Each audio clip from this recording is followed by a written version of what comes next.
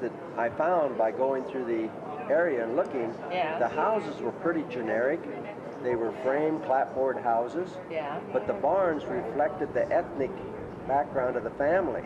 So they were unique. For instance, up at Nemo, those were Finn people. Finnish. And then over at St. Anja, the Danes, and out west of town were the Welsh and the Irish.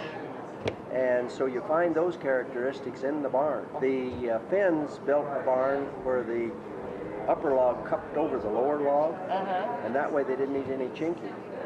Ooh. And they're sealed tighter than tight. They don't build barns like that anymore, no. do they? Now the Danes had a tendency to build large barns, big barns. Big, huge. Lots of windows. People relate the barn back to their ancestors. Everybody remembers Grandpa's barn. That's me.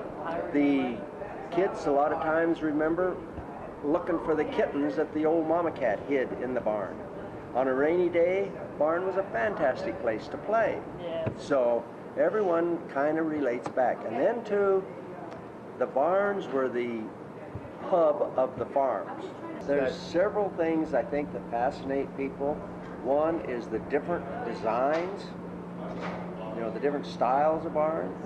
Another thing I think fascinates them is the size. Barns are usually big, and people look at them and they're kind of a stately structure, and they stand out in the rural community where people can see them. And then too, if you've ever been lost out in the country and you ask an old farmer, how do I get from here to here? He says you go down there past the red barn and turn left.